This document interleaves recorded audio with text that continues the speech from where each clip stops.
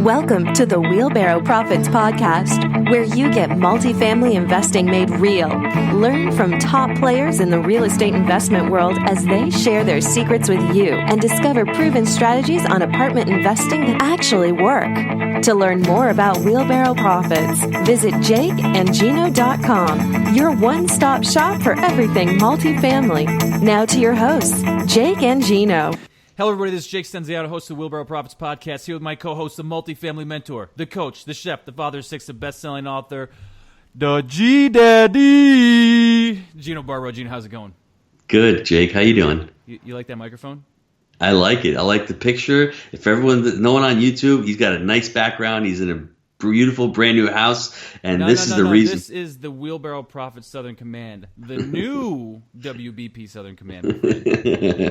I love it, baby. So this is the first episode from the new command station here, though. So you Yep. found it? I got to get some notes back there. You can tell I don't read like you, right? Well, I see the Steve Jobs back there. I see the picture of Steve Jobs. I know he's one of your boys. That's him, right? You got Arnold next to him. Yeah, Arnold. Yeah, you got Ayn Rand next to them. So well, I mean, you read. Mastermind. That's my mastermind right there. You're just an Audible guy. So I mean, like I'm the old school CD guy. Give me the CD. You're the Audible guy. So that's okay. Yeah, I'm feeling it. So today we have a special edition of the Wheelbarrow Profits Podcast. We're going to discuss exactly what we buy and why we do it. And I guess part of the reason is right here, so I can have a big ass office, right? Whoops, bleep, bleep. So, Mr. G-Dad, you ready? I'm ready to go.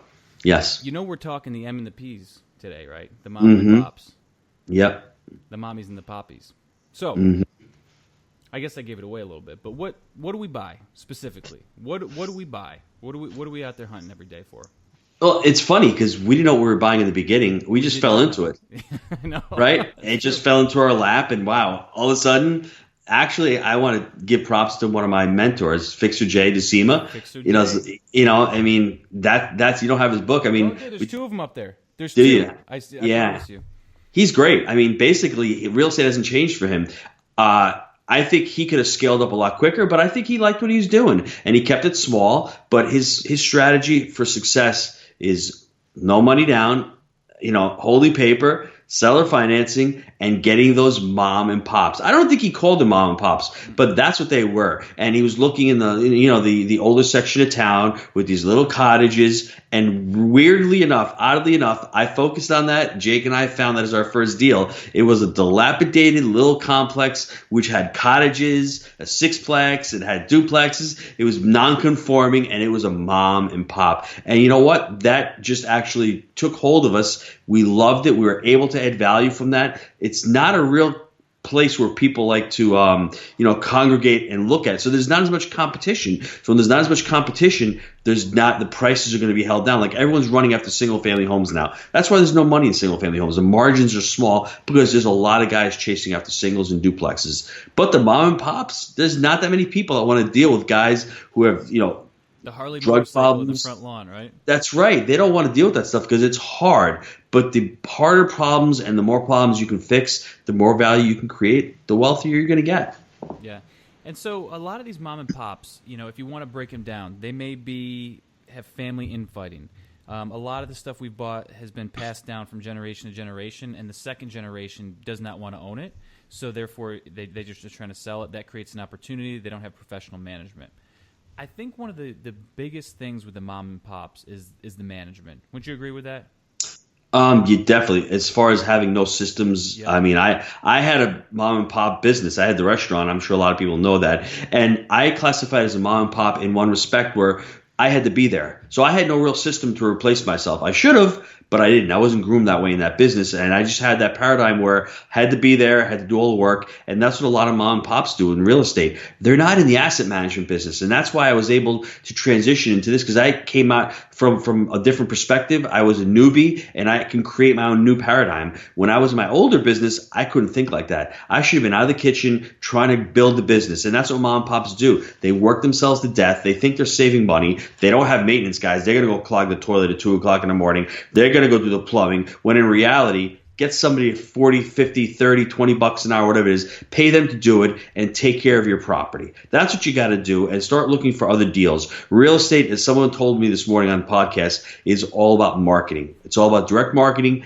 getting new leads, getting new deals, and managing what you have. Not going out there and doing what I did in my business. I was working in the business. I wasn't working on the business. Right, Jake? And then, no, that's right. And the next level for mom and pops, after they get burned out, they say, you know what, I'm going to hire somebody. And what do? They cheap out. I was gonna bleep that one. But they cheap out, and they hire the maintenance guy / leasing agent with no organizational skills. And we've seen that so many times.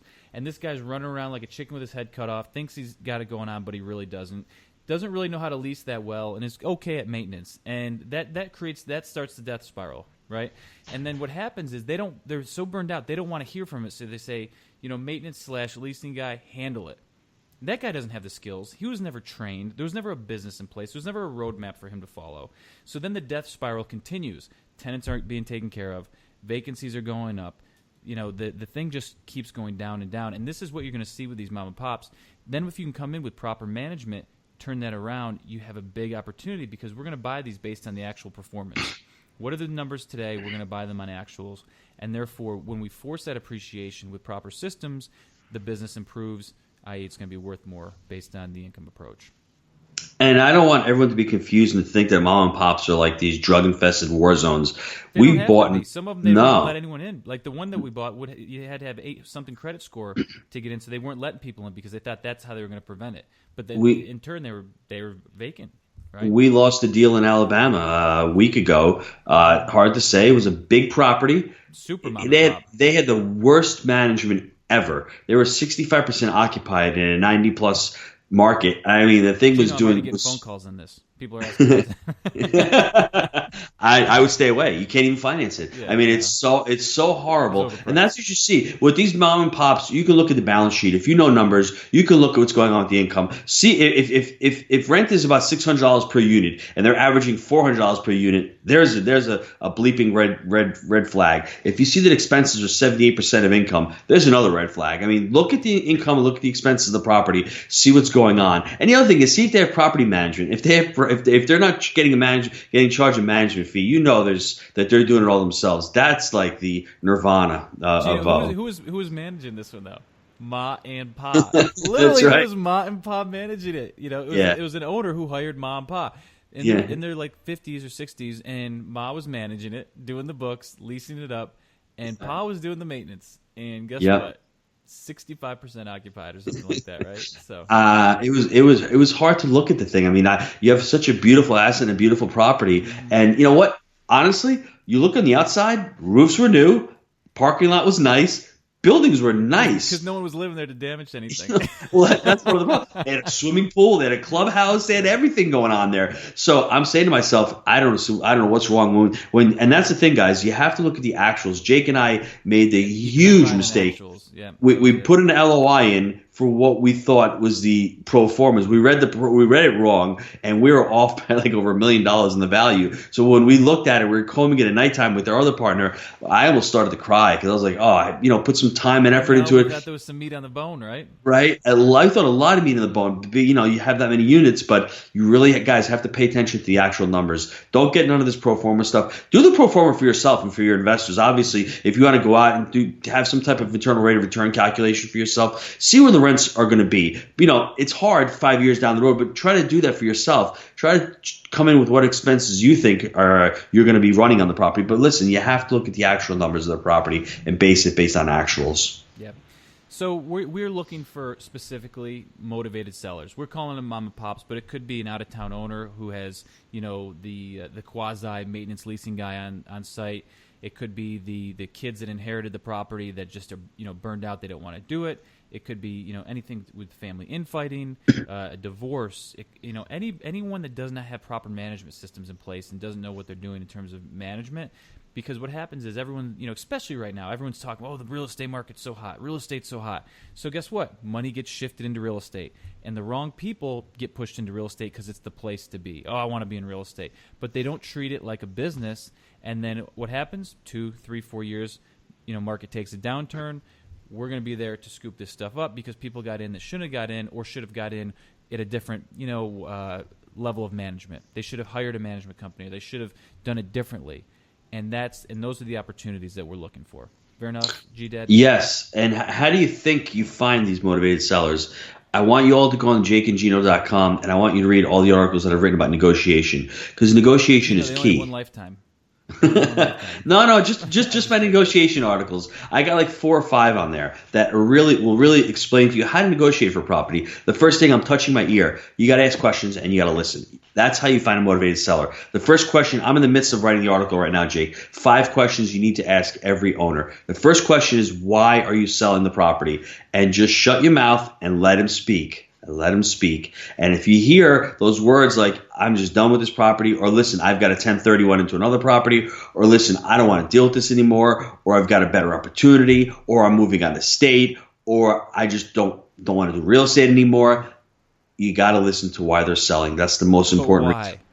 That's right. Why are they selling? No, but why do you got to listen? Because what you're going to be able to do is tailor your approach. Right. Yep. That's the key. So it's great, Sid, but I just want folks to know. So, and what Gino's going to get into a little bit is what you're going to offer and how you're going to offer it. But Gino, keep going. Sorry about that. Oh no, that's what I was really just going to say. I mean, basically, everyone has the reason why. That's how you tailor. You go to them and say, listen, let me help you in this situation. Because in real estate, if there's not a motivated seller, don't even waste your time, because it's going to retail. If you got a nice asset with no problems, you're going to buy it at the lowest cap rate possible. There's no meat on the bones, Jake and Lionel like to say. Why even waste your time? Because it's not attractive. Carnivores, bro. Give me that meat.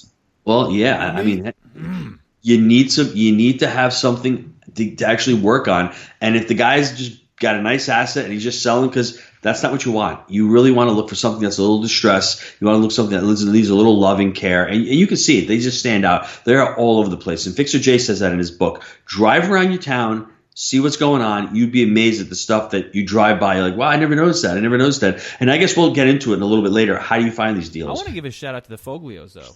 A couple of our students, very, very successful exactly doing that. Picking up the damn phone, right? Using the phone, getting out there, calling these people, and drumming up business. You guys want it, go get it. I'm just hats off, because she's done a great job with that. And what I like about it is people always ask me, should I get my real estate license to get into multifamily? Well, in her respect, it really helps her a lot, because she's on the MLS. It gives her credibility. She's able to network with other brokers. And when she calls up, she's verified. Hey, I'm a real estate broker. And you know what? She can make commissions on both sides of the deal. So that's the great thing. But I like her strategy, because she's out there and her focus, she's shifting from single families to multifamilies. And you know what? The more deals, and they analyze a lot of deals, the more deals you can analyze, the luckier, quote unquote, you're going to get, because you want to look at as many deals as possible. That makes sense. Math? It's just math. It's just at the end of the day. Yep. That's right. You just got to keep looking at these deals. And finally, when something does click, you go out and you take a look at it. That's when you go out and you become serious. If the numbers don't work, it's all a numbers game. Remember Brian Burke, what he said on our podcast? He's done, I don't know, he's at 1,000 units. He's a syndicator. He actually said to Jake, and I saw Jake like almost his chest heaving. He's like, I don't go on a property until after we close. He's like, I do my due diligence and then after, because he says, I do not want to be dissuaded, because it's all about the numbers. I don't want to say, well, the pool is nice, or it's in a nice location, or, it's a growing area. He doesn't care about any of that. If the numbers don't work, he's not even going to waste his time. Once they do work, then after he puts the deal in the contract and he closes, then he visits it. He's got a strong team. He's got a strong due diligence team, so he relies on them. But that tells a lot about a person. He's been in this game long enough to know that the view really doesn't matter. It's really all about the numbers. Once the numbers work, then you start getting serious about the property. I'll never forget our second deal. We're up on the balcony. There was a nice view. And the lady was telling me, look at the view. I wanted to throw off the balcony. I don't give a shit. It's nice, but you're trying to sell me on if I'm going to live here, and this is not my home. Okay, that's an investment. So. And that's the difference between residential brokers and commercial brokers. I think in the residential space, you need to be a great salesperson. You need to sell with emotion and close with logic. I think it's opposite in commercial, Jake, right? You have to sell, you have to sell. My jaw almost dropped. I said, is this your close? Is this your pitch right now?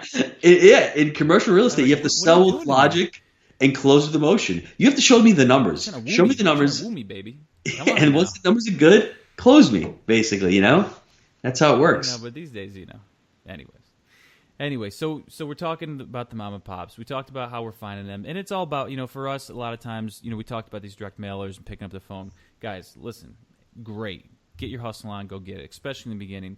A lot of our stuff, these days has been coming through broker relationships, but it's at the top right now. So there's not a lot of meat on the bone on these deals. So you got to be patient. Wait for your pitch, right?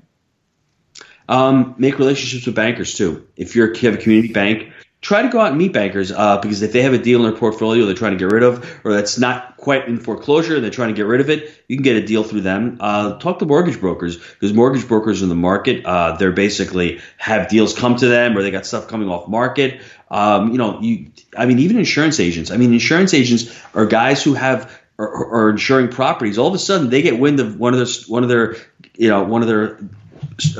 guys who they're insuring a property for. All of a sudden, he wants to sell a deal. Hey, listen, if you know the insurance agent would love to refer you. We even had stuff from Apartment Guide. That was the next thing I was going to say. And the special tip of the day, Gino. Go ahead, Jake. It's your tip, bro. No, it's just the any of these marketing people. You got the apartments.com. They're going to come into your office. You got Apartment Guide. They all have reps, right? And the more of these people the further up the ladder you get in-house with them, they're going to be able to potentially put a deal together. We've gotten some leads from these guys before because they know we're hungry. And we've asked them, hey, and we asked just about everybody. Our banker, we even though it was a little bit into a war zone, we didn't want to go there. He still brought us a deal. We went and looked at it. It wasn't the deal for us. The Apartment Guide guy brought us a deal. Unfortunately, couldn't get the numbers to work. But what did we just say? 110-1. You look at 100, 10 of them, get pretty close. One of them is going to work. It's a numbers game. The more you pump through, the better chance you can have of finding one. And I just was on LoopNet today. I found a deal in St. Augustine. Texted the broker. I want to get a call from him. Mansions, okay? You're looking at the beachfront. No. This is 360. I think it's 360 units. It's nice size property. The listing is terrible on LoopNet. I didn't know what it was, but I gave him a call. You just got to call, and if that deal doesn't work, hopefully I'm on his radar. But the key, guys, is. The numbers is like $1 million in NOI. It's on MapQuest. I just can't figure out where the property is. But what I want to say is we're going to talk about the credibility book. But for the way you guys are going to find these deals is you have to convey to the broker what you're looking for. They know. That's why we're the mom and pop kings. They know what we're looking for. And the best compliment is when one of our brokers comes to us and goes, I got a mom and pop for you. So, they know when they see that dilapidated property with 72% in expenses, they know that we can do work with it. They're like, Jake, I got a deal for you. It's mom and pop. So at least let them know. They know where the guys take it down. Yep. Yeah. So, all right. So we talked about what we're buying, how we're finding them. It's all great, but why do we do it? What are we doing here, man? What are we doing? Number one, I might love it. The reason I got in, high yields. What is high yield? What does it mean to you?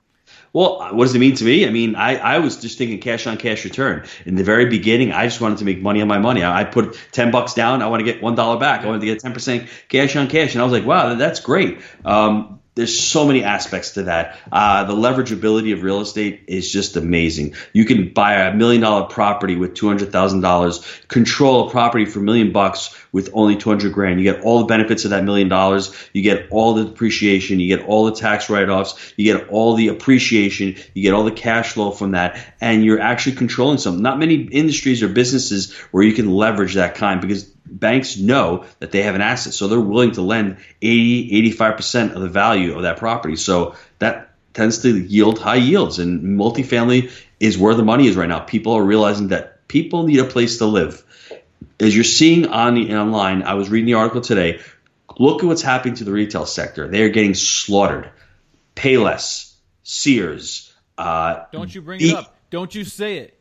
BEBE. They're all Don't you say the Shack. Oh, baby, you saw. I posted right back at you, bro. Don't you talk about my Radio Shack, man. They've been in a death spiral for years, bro. For years. They were in a death spiral when I left. Okay. Yeah. That's what happened. No, But you killed me. This one's really personal to me, though. The high yield is really personal because it's so much a part of my story. And I was a sales rep. For the folks that listen out there, I used to be a sales rep selling vaccines and whatnot to doctors' offices and hospitals. And I had more, I had more. There was 40 hours in the week. I had more time. So I was like, I want to make more money. So when we say high yields, okay, what can I do to make more money?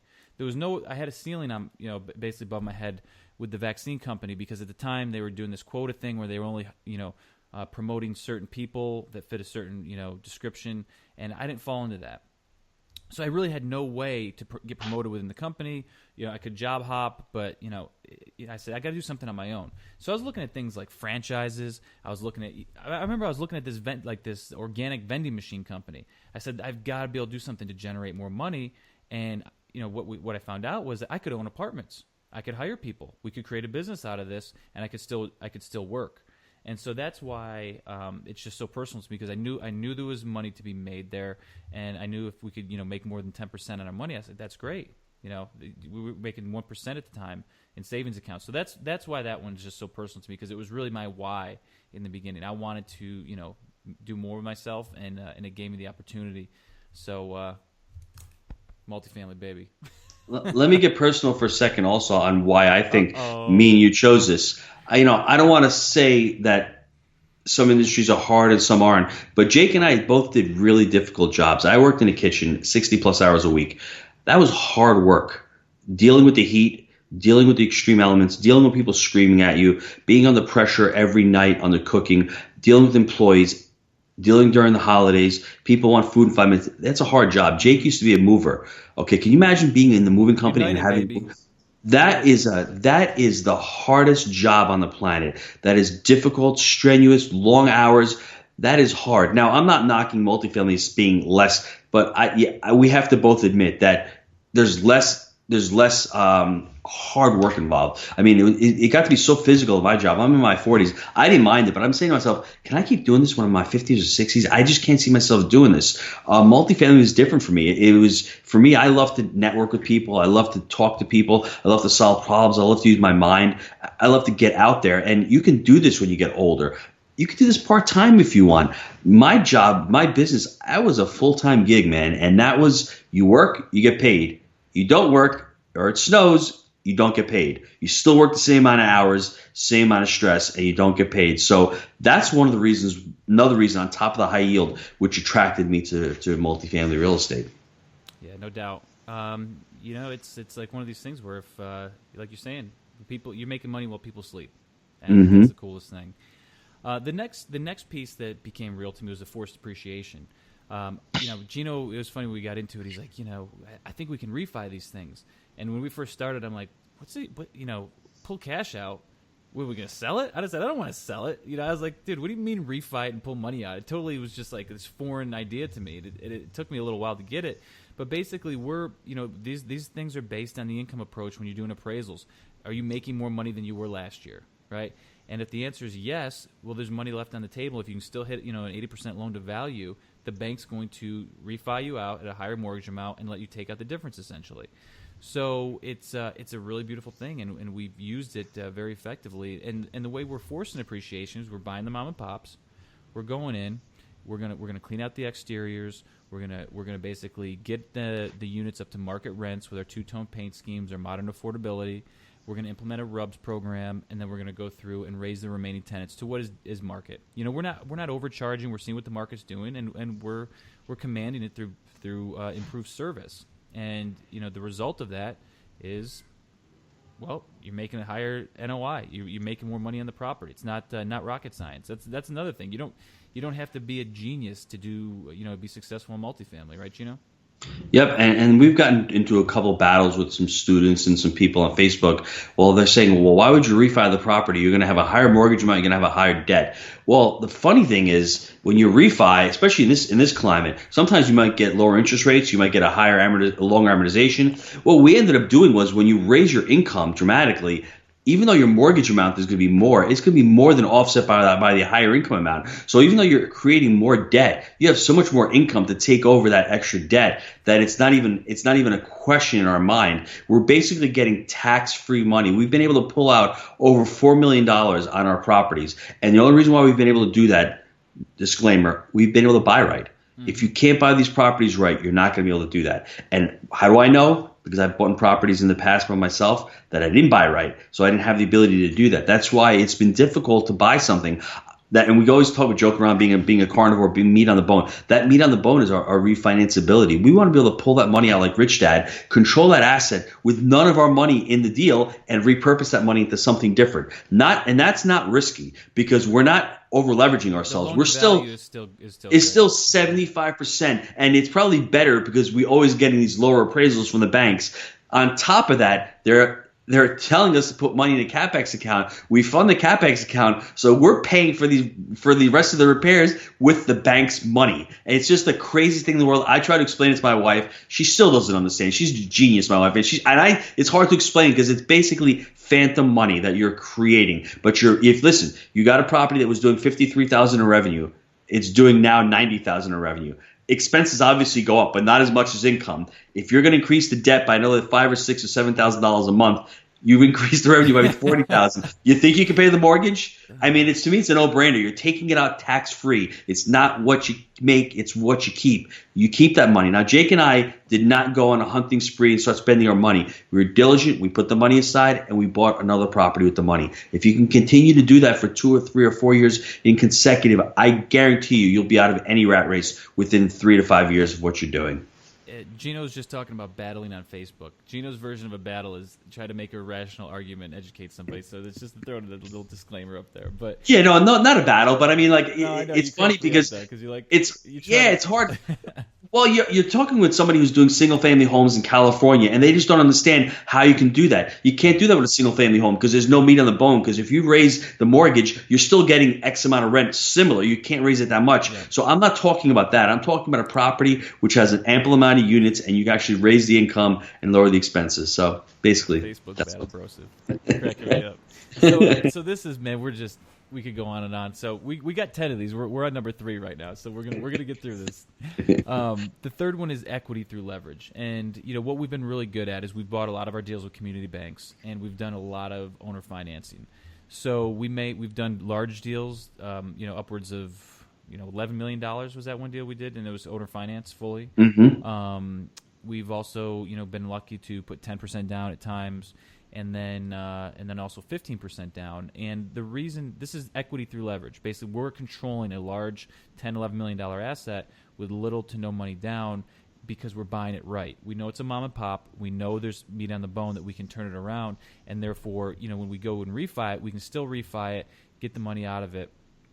And we're still at a nice loan to value once you're able to reposition it. So there's opportunities in this mom and pop space to really control large assets without having to be a gazillionaire. I think that's the takeaway, right, Gino? Yeah, and Jake likes to say that there's a window that's closing for mom and pops.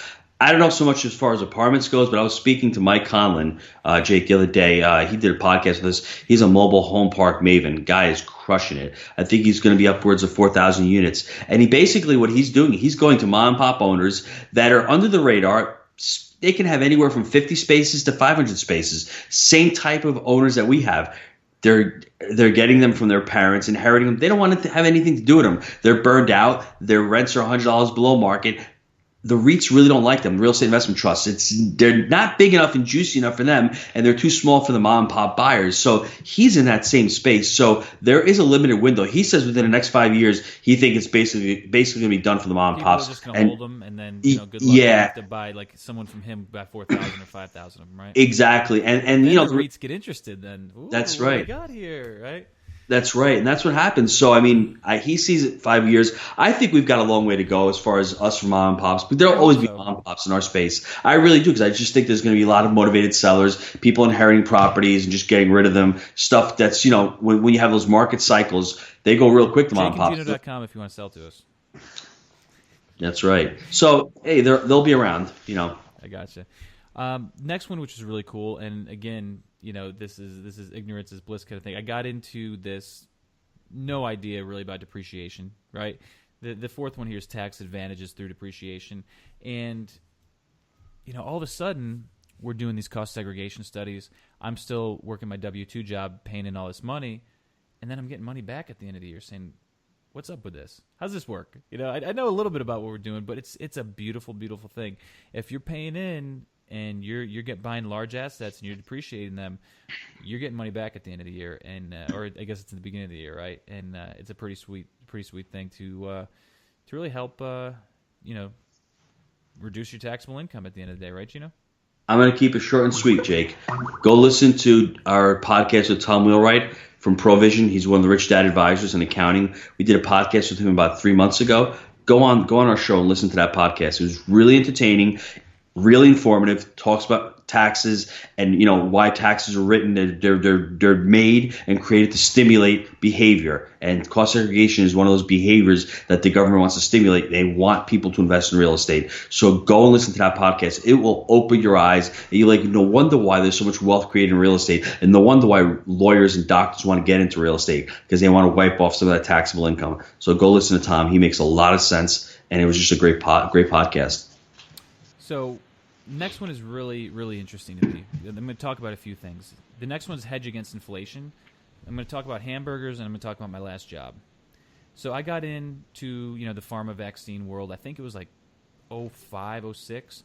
And basically, after my second year, till I think I was in it for like 8 years or something like that, I made $100,000 every year. Maybe 97, 98, maybe 102. It never went up.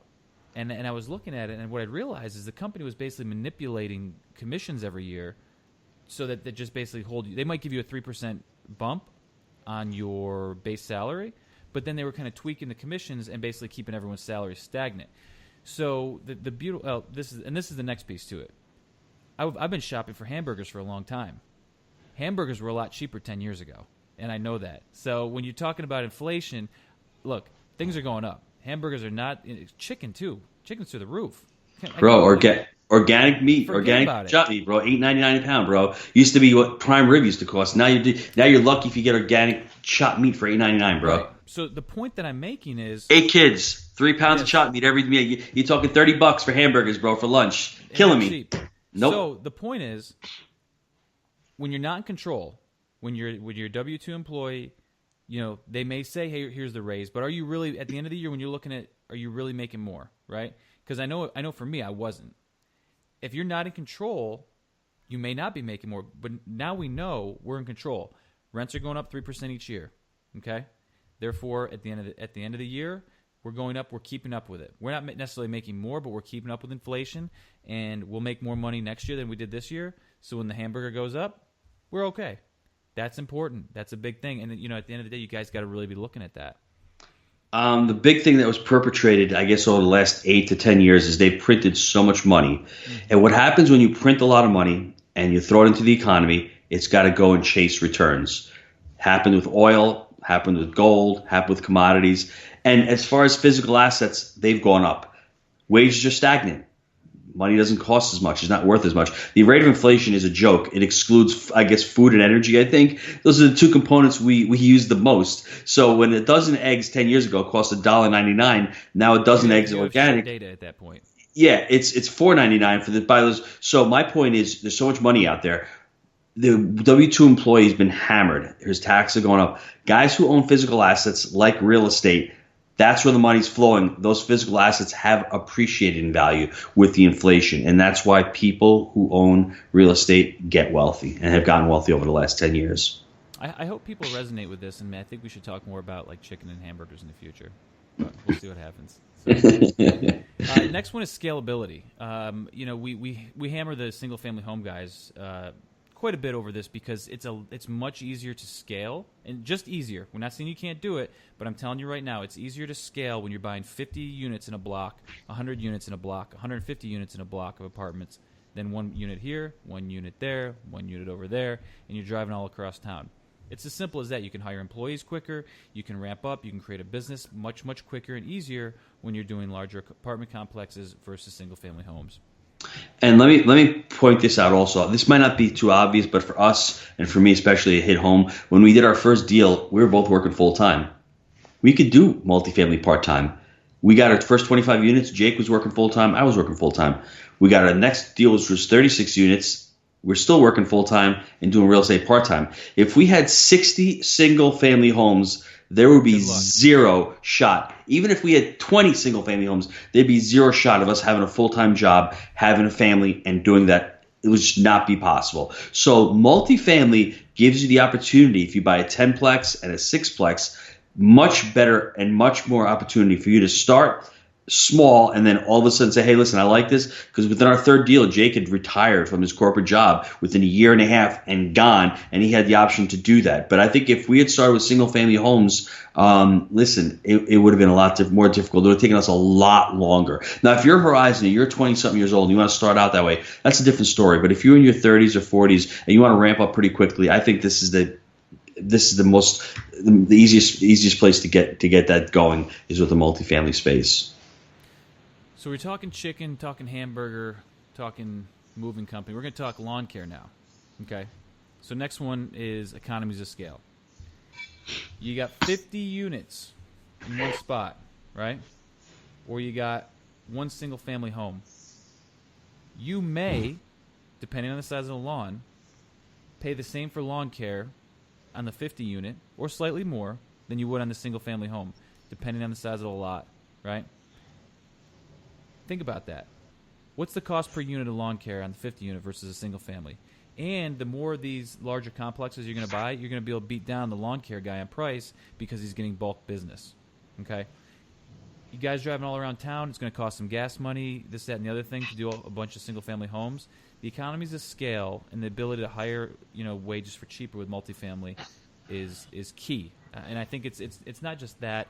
There's a multiple, other things that you're going to be able to, get economies of scale on. But I think a very clear, obvious one is the lawn care example. Or people always talk about the roofs, right?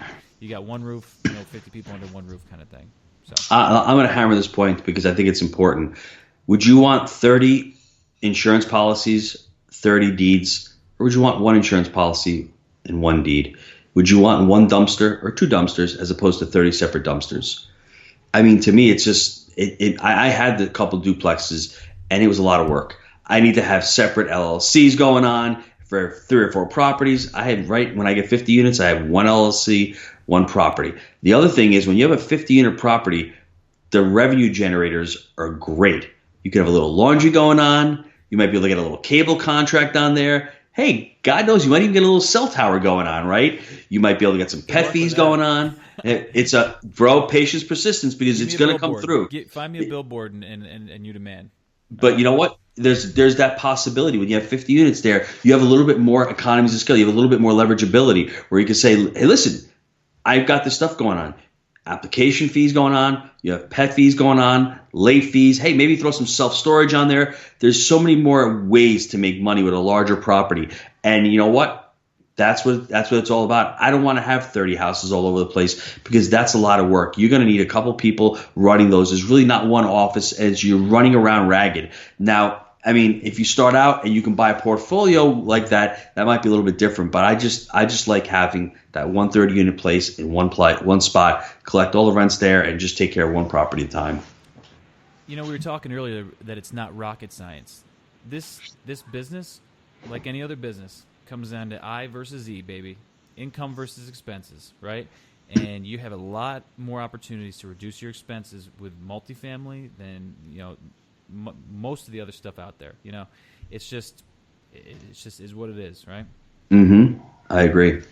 The next one is something again that wasn't necessarily on the radar in the beginning, but the ability to improve your local community in a big way. If you're investing in your backyard, like I am, we've done a really nice job of cleaning up a lot of these areas that we have bought in that were being neglected.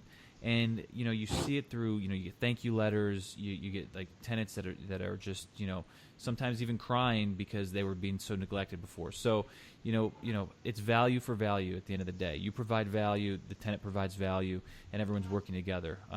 So I just think that we've told multiple times about the different stories we've gotten from the mail lady and the tenants coming in the office, but you really can not only do well for yourselves and your family by making money, but also you're doing a good thing for the community by cleaning these properties up and doing the right thing.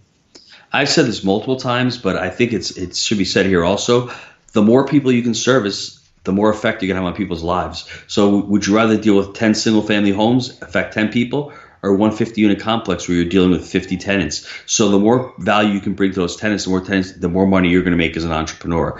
That's just basically what it comes down to. It's harder to service those single-family homes because it's hard to get a large portfolio as opposed to having, these complexes that we have, because we have the ability to interact with more tenants and bring more quality of life to them. And it really is. I mean, I like that aspect of it. I feel good when I see our properties, our pictures. It's a good feeling to say, listen, we're providing a great service. I mean, listen, at the end of the day, it really is about, maintaining these properties and putting money in our pocket. But the I guess the benefit of that is modern, clean, safe, and affordable. And, we've sent out surveys to tenants and we've gotten a lot of great feedback. And it is a good feeling. I mean, it's not always about just making the money. You want to provide a great service to them. And that's what multifamily allows us to do. It becomes like this infectious thing, because literally right before we got on the call, I was on the phone with one of our managers and they're saying, did I miss the memo? Because the lawn care company is spraying weed killer, like in this area, and it looks like crap, right?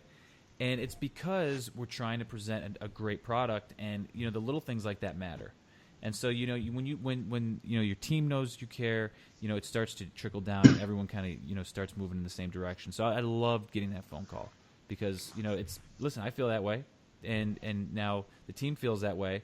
So guess what? The vendor's got to get on board, or bye bye. So everyone's got to be marching to the same beat. So. As we've done these, we really realized, we realized the framework, the buy right, manage right, finance right. We know that we have the niche and we're buying from the mom and pops, but the thing that keeps the ship going forward is the refi and roll, and that's another reason. That's become a reason why we can continue to do it, because we go in, we do the right thing, we're able to extract the money out and roll into the next deal. So it basically keeps the party going, and the more of these things you can do, the more cost segregation studies you can do, and the more you can continue to roll the depreciation forward. So it creates this beautiful snowball, as Warren Buffett likes to talk about. And I don't want to have everyone out there think that that's the only way you can do it, because Jake and I were fortunate enough, I guess maybe we were dumb enough to stick to that strategy, and it worked for us. But there's so many ways that you guys can get into your first deal. Look for a partner. Look for an equity partner. Build a power base of people that you can borrow from. I've got a student who's syndicating his first deal. I mean, he's buying a 94 unit. He's syndicating his first deal. It means he's raising private money. He did all his paperwork. So if you're hungry out there, our pay grade, right? Not even close. We're just exploring, raising private money, because we're getting a lot of deals thrown at us. We never thought we'd continue to scale, but for our model, maybe it's time to syndicate a deal to start raising private money. And if anybody's out there who has a great deal, and wants to, contact us. We're looking to see as many deals as we can come across our table. We're actually going to be ramping up our management team, management systems. We're a vertically integrated company. If it's anywhere within 4 or 5 hours of where we are, we'd love to take a look at that deal and analyze and say, hey, listen, this has got a lot of meat on the bone. And that's what we're looking to do. And there's so many ways for you guys to get into this business. Don't think, where am I going to find the money? First, educate yourself. Learn about the business. Learn what you should be buying. Learn where you should be buying it. Learn how to build your business plan, and then start focusing on the market and focusing on the deals. The money will come. If you start speaking intelligently to your friends and they'll be like, what are you doing? You'd be surprised at the opportunity and the money that'll flow your way, because we all know people in our lives. We just have to sit down and figure out who we can get money from. That's what it comes down to. And this is going to sound, aggressive, but it's true, and we've talked about it tonight. 99% of the deals we look at crap out. We lose out on a deal a week, it seems like, and that's okay, because we're not going to overpay, and we're going to wait for the right one to come. And we've been fortunate to get almost 700 units up to this point. We're going to continue to grow. Part of it's the economy is heating up right now, and people are wanting more than what we're willing to pay. But it's gonna dip a little again in the future. We're gonna pick up a lot of stuff, so it's just hanging in there. And in times like this, it's making sure everything's refied out to the longest term possible, getting the systems right, so that when the opportunity does come, you jump all over it and you crush it. So. That's right, and that's what we've been able to do, I guess, over the last 7 or 8 months. We've been really able to work on our management systems, because we've slipped. We've had employees that weren't working as great for us. We've actually transitioned over to a new software. We've got relationships with other vendors that we never had. I mean, just for instance, LeaseLock, and just other vendors that we never even thought of having. So that's what happens if you're having a downtime and you're not buying right now. Look at what you're doing. Yep. That's right. Look at what you're doing and start building your systems, because then when you start looking for the opportunities, they're going to start coming back to you. I guarantee it. The final one, and one of the coolest things, is wealth creation. you over time, we talked about the tenants, are basically, as a landlord, you're making money in your sleep. But, if you're leveraging these properties over time, those mortgages are getting paid down 15, 20 years out. You're going to look and say, holy crap, we got, $40 million of debt paid off. Whoa, right? And then it becomes real. And then that debt's getting paid down.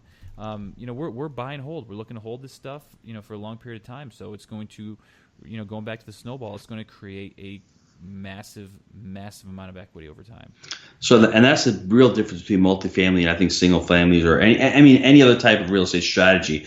You're looking at high yields, cash on cash return. You're looking at depreciation, which is it's a non-cash expense, but it's a rate of return on your money because you're lowering your taxable income. And then you're looking at the principal pay down, the amortization pay down. Those three combined are really amazing wealth generators. And, we have it every month. We'll have our principal owner draws. Then we'll have a principal reduction. We're knocking out, 20, 25, 30 grand a month in principal reduction. It is a huge number that we're doing every month. And it's just like tenants are paying for that. And some of these things are on IO right now. Yeah, exactly. So I think that's so often overlooked. I mean, I'm selling my property right now for a substantial loss. I'm taking a loss on a property. But I look back over the last 10 years and I've seen what the tenants have paid down on this thing. It's amazing what they've paid down on the loan, and they're paying it every month. So it's just an awesome way to look at it holistically. All those components put together. And that's why we did this show tonight, because we want to say, guys, if you're looking at it on the front end for the yield, that's great. But you got some good stuff coming to you, right, Gino? That's right. And it's a business. You can build a business. I mean, listen, fix and flip, you can build a great business from that. But the problem that I see with that is you're constantly looking for that next deal. And Jake and I are looking for the next deal to grow the business. But right now, if we don't get a deal for the next 6 months, we're okay. Next year, we're okay because we have cash flow, positive passive income coming in every month, paying our bills, and our management team and management company is billing out extra. So we've got the business, we've got the passive income. That's what's really attractive about multifamily. Totally. And guys, as always, I want to thank everybody out there for making the Wheelbarrow Profits podcast the #1 multifamily podcast on iTunes. Thank you, G-Dad, for bringing the pain as always. And if you guys have found value in the show, please go on, give us a like, give us a review on iTunes. We really appreciate it. It helps grow the show. Mr. G, anything else today? I guess, and the only other thing is if anybody's got a deal, they want us to take a look at it, Gino at jakeandgino.com. I love to look at deals, give you my 2 cents on it. If you think you've got a great deal out there, I mean, we're looking for anything 50 units and above, but if you've got a deal out there, you have any questions on it, let me know. I'd love to help you analyze the deal and see if it's right for you, because I want people to limit their downside risk, and I want them to buy right. Because if you can buy right, you'll enjoy the business so much more. Amen, brother, man. Hey, keep it real. I will. See you, man. Ciao.